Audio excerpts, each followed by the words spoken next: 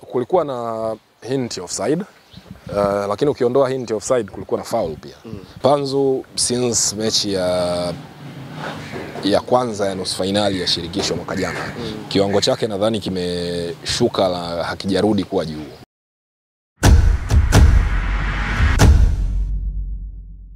Za taarifa za kimichezo ambazo zinaendelea kuchukua nafasi kwa hivi sasa.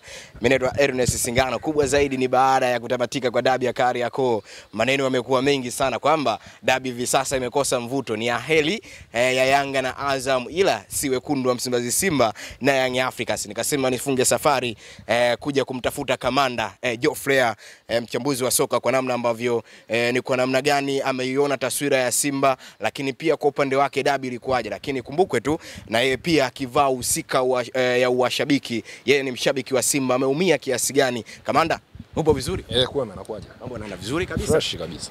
Fresh kabisa. Bana, tayari ligi kuu soka Tanzania bara imerejea rasmi na imefunguliwa na ngao ya jamii, Simba dhidi ya Young Africans, na Yanga amepata ushindi wa goli 1-0 dhidi ya Simba. Mara 6 mfululizo Simba amepoteza mbele ya Young Africans. Yale maneno yanayosemwa kwamba dabi hivi sasa ni bora ya Yanga na Azam ila si Simba na Yanga, yanaweza kawa yapo sahihi? Haiwezi kuwa sahihi, maneno ya watu tu. Shida unajua, hatujui kutofautisha wakati ambao watu wanazungumza utani na wakati ambao watu wanazungumza maneno ya ukweli. Ushai kusikia lini watu wameahidiwa bonus ya karibu bilioni au milioni 500 kwenye mechi ya dhidi ya Azam? Nijibu hakuna. So hiyo tu yenyewe kuna vitu watu wanazungumza utani tu. Unajua hiki mtu anaongea utani basi. Tuangalie sasa namna ambavyo mchezo umeuangalia wa dabi ya Kariakoo. Ni mchezo wa aina gani? Zile dakika 90 zilikuwa dakika 90 za namna gani? Good game. Team ziligawana vipindi. Simba walicheza vizuri kwenye kipindi cha kwanza zaidi.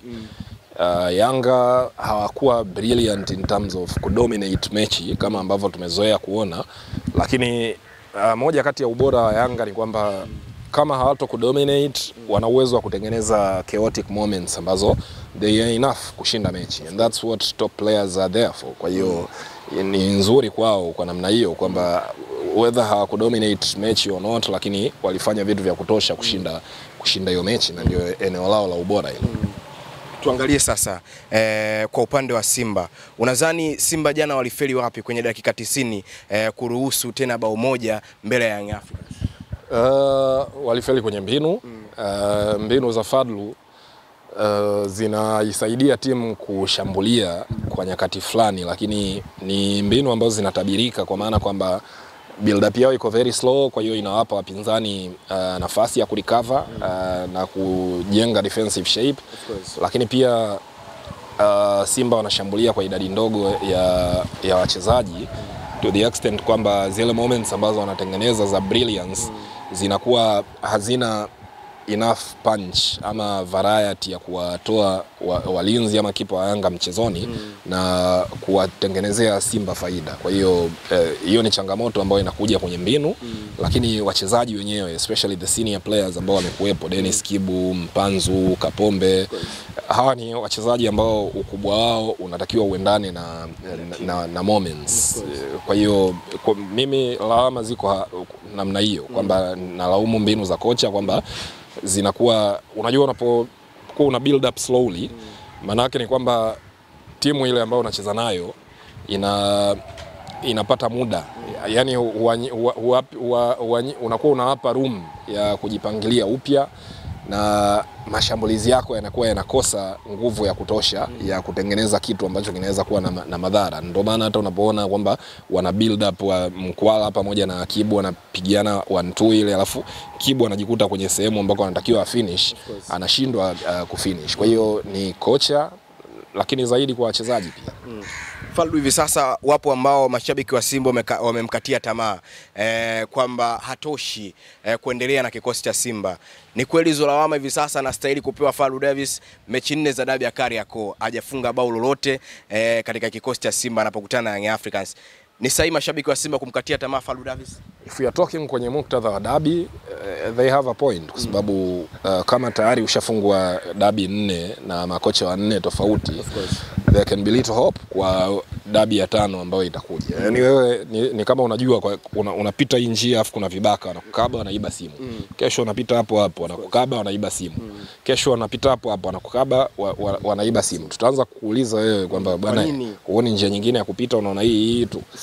Yeah, kwa hiyo they have a point, lakini nadhani bado apewe muda kwa sababu hiyo sio mandate pekee. Unajua anaweza akafungwa na hata kwenye dabi ijayo alafu akaja akachukua ubingwa kwa mfano, akairudisha timu finali kwenye michuano ya kimataifa. Tutakuwa hatumdai kitu. Lakini kwa mfano kama Simba haichukui ubingwa msimu huu na kwenye dabi unafungwa tena, mimi nitakuwa sina cha kumtetea tena baada ya hapo. Atakuwa anastahili kuwajibishwa. Goli la ambalo amefunga Pacome Zouzoua limeleta mzozo kwamba ni offside, lakini wengine wanasema ni clear goli. Binafsi kwa upande wako, ni kweli Mohamed Mkono alistahili kupewa lawama kwamba ni offside ama hakustahili kupewa lawama? Kwako binafsi lile goli umelitafsiri vipi? Kulikuwa na hint ya offside, lakini ukiondoa hint ya offside kulikuwa na foul pia. Should have seen moja kati ya hivyo vitu. Na kubwa zaidi ilikuwa ni foul ya moja kwa moja ambayo ilionekana kwa Rushin Diruk kwa kutoka kwa Pacome. Kwa hiyo muamuzi alipaswa kuona hayo mazingira na kuflag, kwa sababu hata pia kwangu mimi yule anayesema sio offside, naamini uwepo wa Pacome kwenye lile eneo alikuwa anamdistract goalkeeper kwa sababu alikuwa kwenye direct line of vision ya goalkeeper. So mimi naweza nikabishana hata na referee professional from that angle kwamba once mchezaji ambaye anakuja kufunga ama anajihusisha na mchezo alikuwa kwenye line of vision ya goalkeeper, it becomes an offside. Lakini tukiondoa hiyo offside kwa sababu ni somo gumu hata kwa the so called watu ambao wanajua mpira, there was a clear foul. Ambayo ni wazi kwamba kwako wewe alikustahili kuwa goli. Yeah. Ni kwa nini kila siku kumekuwa na kelele za waamuzi? Ikumbuke mchezo uliopita wa dabi ya Kariakoo waamuzi walitoka nje. Na ndicho hiki ambacho amekilaumu Murtaza Mangungu. Kwenye hili Simba wanahoja? No, unajua at the end of the day ni mambo ya kawaida. Watu kupigia kelele waamuzi ni issue ya kawaida. Kwa sababu hata hiyo mwaka jana kuna penalty ile ya Pacome ambayo baadhi ya wana Simba walikuwa wanasema sio penalty. So hata waamuzi watoke mbinguni, issue ya waamuzi kulaumiwa ni ya kawaida. Tunasikia Europe kila siku waamuzi wanalaumiwa, so ni jambo la kawaida, sio issue. Tuangalie Simba sasa, Geoffrey, namna ambavyo inaendelea. Kwako binafsi tukiachana na Simba kupoteza mchezo, Simba imeimarika kama Fallu Davis anavyosema kwamba Simba msimu huu ni Simba kubeba mataji? Unajua sasa uimara wa timu haubebu au hauonekani kwenye dabi peke yake. Umeelewa? Tunahitaji kuona watakavyoanza kwenye ligi. Mechi 5 za kwanza zile zitatupa taswira. Ikitokea kwa mfano kwenye mechi 5 za kwanza zile timu imeshinda mechi 3, 2 wakafungwa ama wakatoka draw 2, alafu wapinzani wao tunaona wanafanya vizuri, then tutasema kwamba hii timu haijaimarika. So, lakini nadhani kwa ishara tulizoziona kwenye first half na knowing kwamba kuna wachezaji wengine bado wako nje ambao watakuwa fit by the time Simba inarudi kuanza ligi, let's wait and see. Ni swala la kungoja na kuona. Mwalimu Faldu alilalamika na kusema anamhitaji mchezaji mwenye X factor. Watu wakasema huenda Elie Mpanzu ni mchezaji ambaye anaviashiria hivyo vya X factor, lakini Elie Mpanzu si mchezaji ambaye anaonekana kwenye mechi kubwa. Watu hivi sasa wameanza kumshtumu Elie Mpanzu kwamba alistahili na yeye kufanya makubwa kuiokoa timu. Ni kweli Elie Mpanzu alitakiwa kufanya makubwa kwenye mechi kama ya jana? Yeah, of course alitakiwa kufanya. Na Mpanzu ni dabi yake ya pili anacheza. Amecheza kwenye ligi kwenye mechi ya mwisho. This is the second time anacheza. Ukiondoa issue ya hizi dabi ambazo tunazizungumzia hapa, Mpanzu since mechi ya kwanza ya nusu finali ya shirikisho mwaka jana, kiwango chake nadhani kimeshuka, hakijarudi kuwa juu. Mpanzu amedrop. Yes, ukiangalia kwa mfano finali 2 zile dhidi ya Bekane, yes Bekane was a stronger team, lakini tulihitaji kuona kitu kutoka kwako.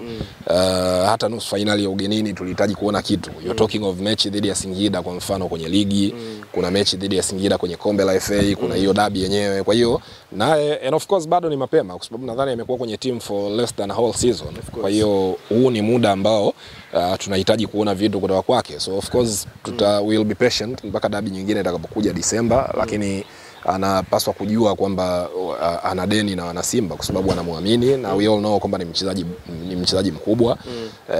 Unajua issue ya X Factor inavyozungumzwa, watu wengi wanaizungumza kimasiara kwa sababu mashabiki wengi hawana football knowledge ya undani kabisa, kwa sababu hata hao ambao wanasema kwamba wana X Factor, mtu kama Pacome kwa mfano, X Factor hiyo ilikuwa wapi wakiwa wanashindwa kuingia hatua ya makundi kwenye michuano ya kimataifa msimu uliopita. Kwa hiyo wachezaji wote wako hivyo kwamba wachezaji bora kuna siku wataperform vizuri hapa, kuna siku, lakini ambacho tumekiona kwa wachezaji kama Pacome ni kwamba by now ni kama wameimaster derby, wanajua nini cha kufanya, wamerelax na moment inapokuja wanajua nini cha kufanya na kuichukua. Kwa hiyo Mpanzu naye anahitaji kufanya hivyo, or else tutazungumza kwamba bwana wewe labda sio mchezaji ambaye una ukubwa huo ambao watu wanauzungumzia. Mashabiki wa Simba kwangu wao mimi naona kama mashabiki fake kwa sababu shabiki wa mpira anatakiwa kujua kwamba football ina matokeo matatu ambayo yote lazima uwe kwenye position ya kuaccept. Wewe ukishajiona kwamba timu ikifungwa you get so emotional unaenda kuchoma jezi, then kashangilie golf basi ama kashangilie pool table, ni michezo ambayo haina emotions. Kinachouma kamanda sio kufungwa mara 6 mfululizo na mpinzani. Ni kawaida, it happens. Yani unajua it's not a given kwamba wewe timu yako inatakiwa kushinda.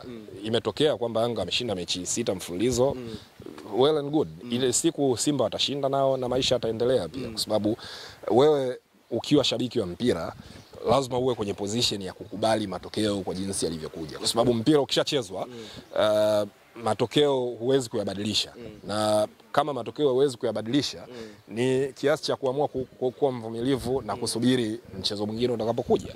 So hata mimi ni shabiki wa Simba, nimeumia, but siwezi kusema kwamba eti nataka nikuulize, tukitoa kwenye uchambuzi uvae uhalisia ushabiki sasa kwako binafsi. No, as a human being when you're a football fan, timu yako ikipoteza utaumia. Even though mimi kwa sababu ya ukongwe wangu na umri wangu nimeona hizi nyakati nyingi sana, kwa hiyo hazinisumbui sana kwa sababu ninapoingia kwenye mechi ya mpira najua kabisa kwamba naweza kufungwa. So it's not an issue kwangu. Na hata nikiona mashabiki wa Yanga na wanafanya utani, they are there for that, wala sio issue.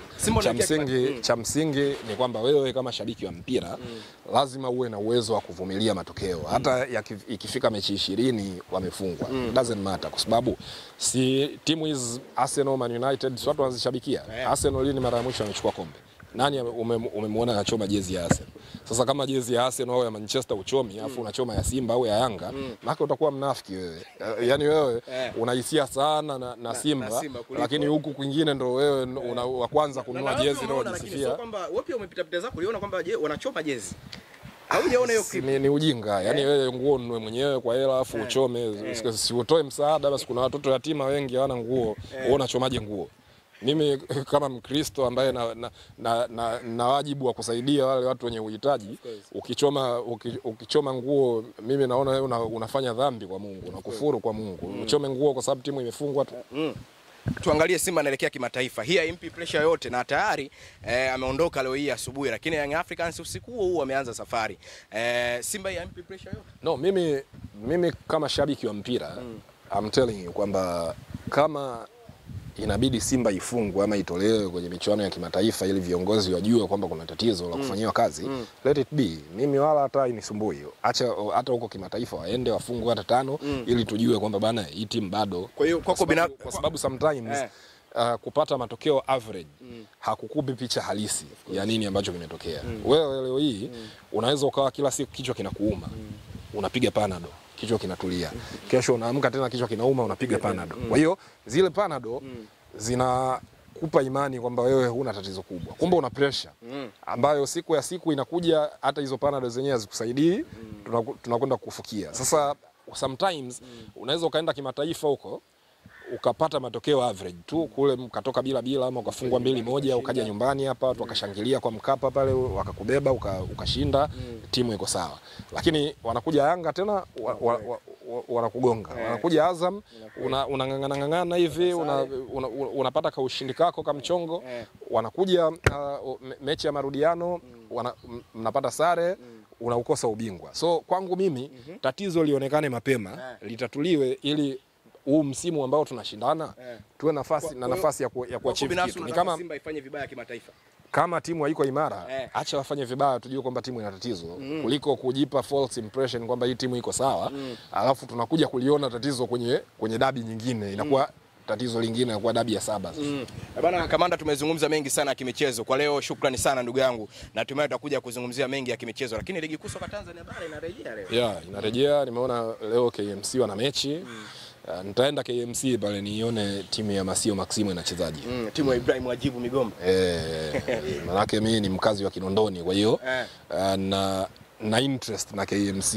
Kodi zangu zinatumika pale, kwa hiyo lazima niende nikaangalie kodi zangu zinatumikaje. Bwana kamanda, basi shukrani sana kwa leo. Pamoja sana.